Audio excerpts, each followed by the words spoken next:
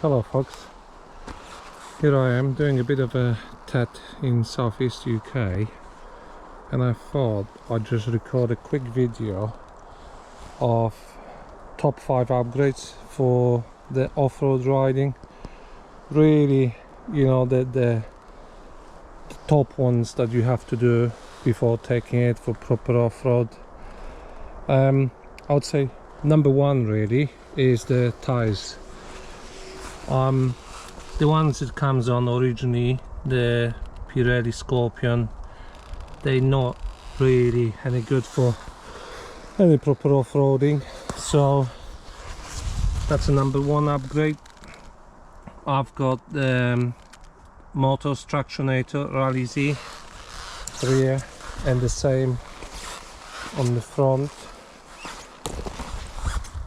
They're good off-road. I've tested them quite extensively. I had a set of the same tires. Those are brand new. I just put them on, just done 50 miles on them. Last set I did about 3,000 miles on the front and rear. They're quite used. I'll drop you a picture. You can see how they look like after 3,000 miles. Much better than some other tires I had. I must say they're doing quite well. They're doing quite well off-road. I'm very pleased with them. So that's number one really. I would heavily recommend it. Second thing, I think for me, the thing I installed was the clutch lever and the front brake levers, expandable. I wanted them shorter. The original ones come up to there. They're a little bit too long. I like to operate, you know, one finger clutch, maximum, you know, 2 fingers really, so they don't knock my other fingers when I'm holding the handlebars. So those are quite handy, nice and short, bendable, so in case anything happens, and also adjustable, which is quite handy. Yeah, so that's a really good upgrade number two. I think number three for me was, on this bike I wanted to have crash bars. You never know when you drop it, and when you drop it I didn't want to really damage the plastic, so for me I gone with the Outback Motortech front crash bars.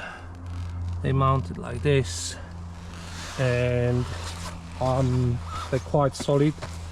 I must say this is my second set of crash bars. I'd gone previously with something that was let's say, I thought they were good until I crashed it for the first time and they bent all over. So this time around I've gone with Outback Motortech, a little bit more expensive I think, but worth it. I dropped the bike a few times, nothing happened really. You can see some scratches how I dropped it, but they're all solid, so really happy with them. The same with the rear. I think that's a lifesaver. The same Outback Motortech. You see I've got loads of stickers on my bike. I think I quite like the product, to be honest with you. Not being paid to advertise, but it's been good. It's been good for me, especially the rear, because that's everybody knows about this, the install of the exhaust. I think personally absolutely terrible, hate it. My next thing on the list really is to change the exhaust once I'm on the subject. But you can see how it's bent. That's quite recent actually. Even with the crash bars on, I had them on from the beginning.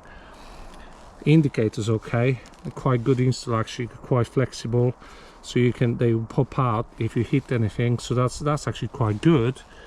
But the exhaust always hit it. And my tendency with this bike, been riding off-road a bit, but with this Tenere, is the dropping it on the right side. So I always drop it on the right side, always hit the exhaust. You can see how badly scratched that is. That is not good, and it scratched the swing arm, so I really need to change it. I think I've got something on my mind, but that may be another video when I install it. Not really good, this exhaust install. I know some people on YouTube will say, oh yeah, no, it's okay, it's been okay with me. Not with me really, not happy. But that is on the list. So if you guys dropping like me on the right side, you might consider exhaust as your next thing on the list. It is on mine.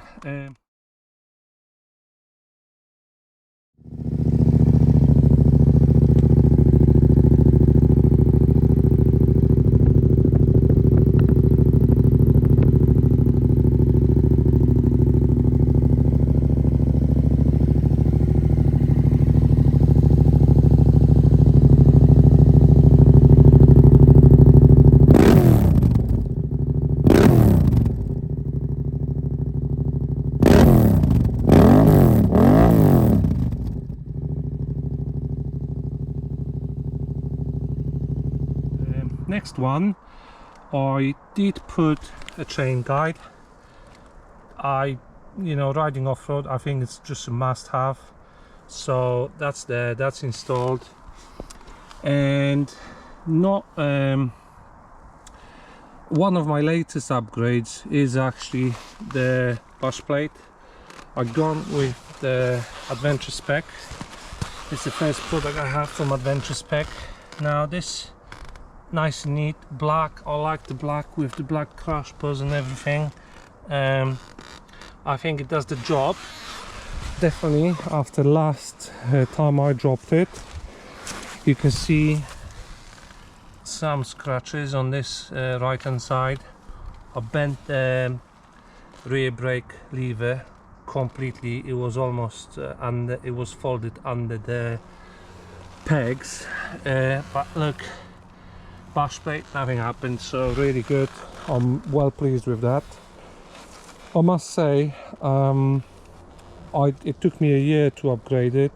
I was riding on the stock one, but I'm pleased with it. I'm happy that I changed it actually. I don't know what will happen if I didn't have it with the old one. I'll show you some pictures of the old one.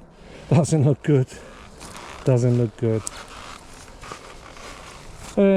Another few little things I'll say if you're riding off-road in terms of protection.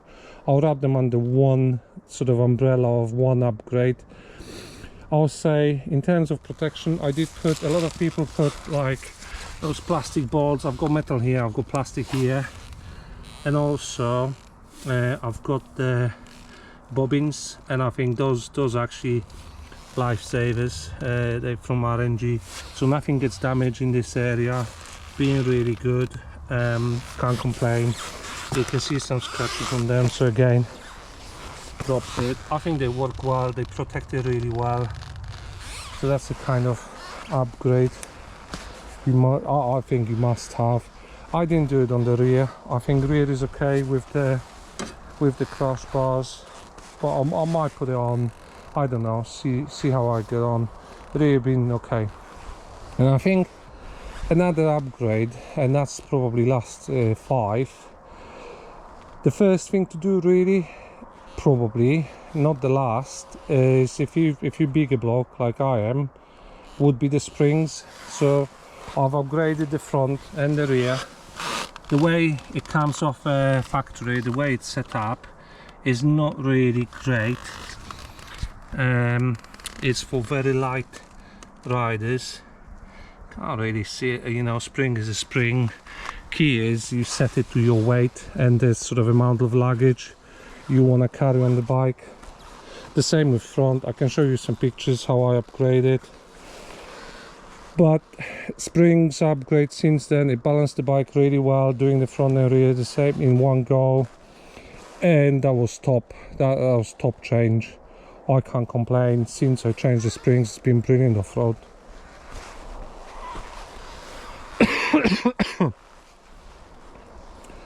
I think this is it for the sort of top 5 upgrades. I think last maybe bonus one, that's quite recent I did, or maybe 2 really. One is the handguard protectors. I've gone with bar clusters. I think they look amazing on the bike. I quite like the looks of it. You can lift them up in winter if you want more sort of wind protection on the plastics here. So those are really good. Really happy with them. But that's not, I don't know, some people say, oh yeah, it's must do it first thing, you know, because Yamaha ones are rubbish. I don't think that. I had them for a year. They've been good, but they're not great when you drop it. They can break when you drop it really hard. And last bonus one is, I think that's definitely, if you can afford it, is the steering damper. Steering damper has been absolutely brilliant, designated off-road, whether you go with Scots or this is a Scots-like, manufactured in Europe, a little bit cheaper than Scots. I think does the job very well, and it's one of those things. I thought, oh, am I gonna see the difference?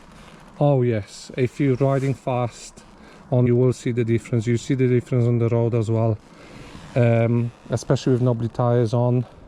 You see the difference at higher speeds, and you will see the difference off-road 100% once you set it right. So steering damper, definitely sort of a bonus upgrade, but well worth it. And yeah, last I promise, last bonus one for off-road, foot pegs. Something you guys might consider when rally riding and going a little bit further out. Those aluminium foot pegs have been really good. You get a good grip on them, well worth it. So I think that's the last thing, well worth doing,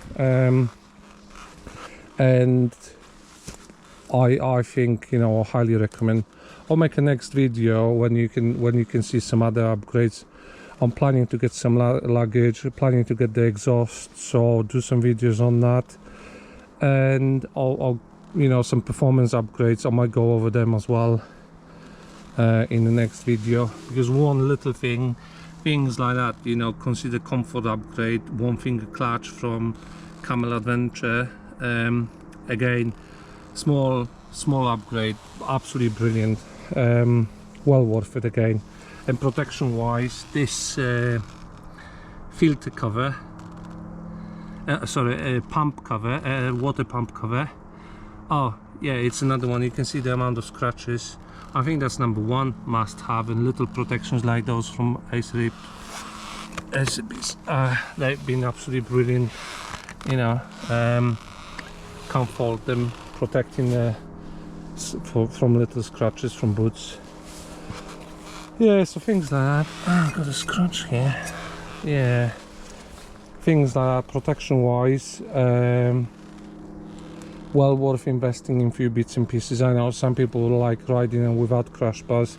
I think that's also good if you're very confident off-road and you're not gonna drop it hard, because it hits that side and it can damage the plastic. So for that reason I'm putting the crash bars, but I do like it without as well, because I think the bike feels like slimmer, but really isn't, because that's the width of the bike, isn't it? That's, you know, where the bars are, so really doesn't make any difference to me on the width. I'm happy with that the way it is.